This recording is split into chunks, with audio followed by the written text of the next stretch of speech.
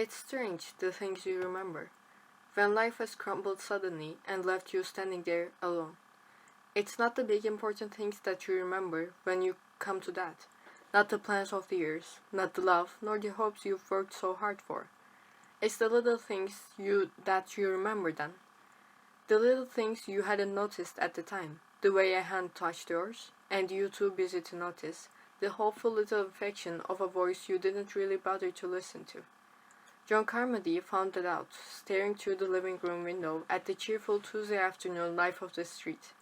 He kept trying to think about the big, important things, lost now, and the years and the plans and the hopes, and the love. But he couldn't quite get them focused sharply in his mind just now, not this afternoon. They, those important things, ruled like a huge but nebulous background in his mind. All he could remember now was a strange little thing, nothing really, if you stopped and thought about it in the light of the years and the plans and the great love. It was only something his little girl had said to him. One evening, now, perhaps 3 weeks ago. Nothing, if you looked at it rationally. The sort of thing that kids are always saying. But it was what he was remembering now. That particular night, he had brought home from the office a finished draft of the annual stockholders' report. Very important it was. Things being as they were, it meant a great deal to his future, to the future of his wife, and of his little girl. He sat down to reread it before dinner. It had to be right, it meant so much. And just as he turned the page, Marge, his little girl, came with a book under her arm. It was a green-covered book, with a fairy tale picture pasted on it. And she said, "Look, Daddy." He glanced up and said, "Oh, fine, a new book, eh?" "Yes, Daddy," she said. "Will you read me a story in it?" "No, dear, not just now," he said. Mike just stood there, and he read through a paragraph, which told the stockholders about certain replacement in the machinery of the factory. And Marge's voice, with timid and hopeful little inflections, was saying, "But Mummy said you probably would, Daddy."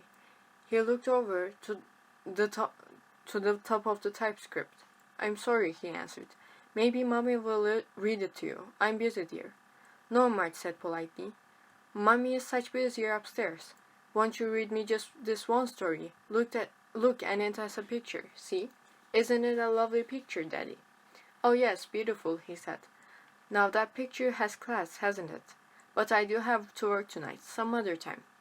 After that, there was quite a long silence. Marge just stood there, with the book open at the lovely picture. It was a long time before she said anything else. He read through 2 more pages, explaining in full detail, as he had directed, the shifts in markets over the past 12 months.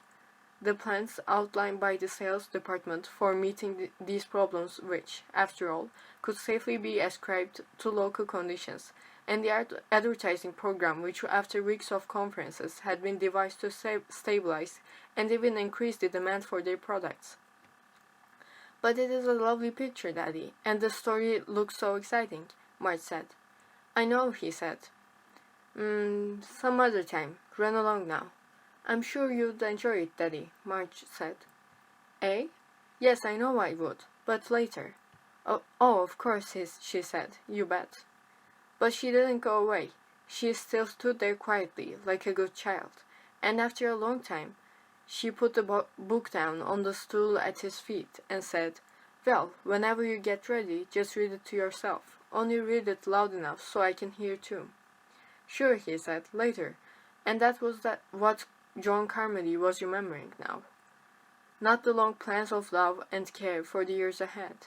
He was remembering the way a well-mannered child had touched his hand with timid fingers and said, "Only read it loud enough so I can hear too." And that was why, now, he put his hand on the book, from the corner table where they had piled some of Marge's playthings, picking them up from the floor where she had left them.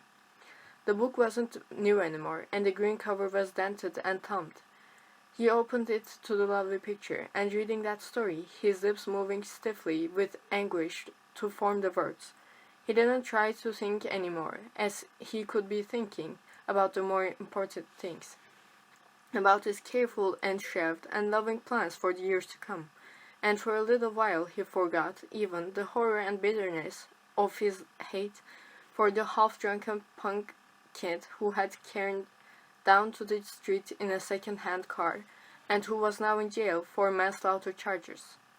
He didn't even see his wife, white and silent, dressed for Marge's funeral, standing in the doorway, trying to make her voice say calmly, "I'm ready, dear. We must go," because John Carmody was reading. Once upon a time there was a little girl who lived in a woodcutter's hut in the Black Forest, and she was so fair that the birds forgot their singing from the bough looking at her. And there came a day one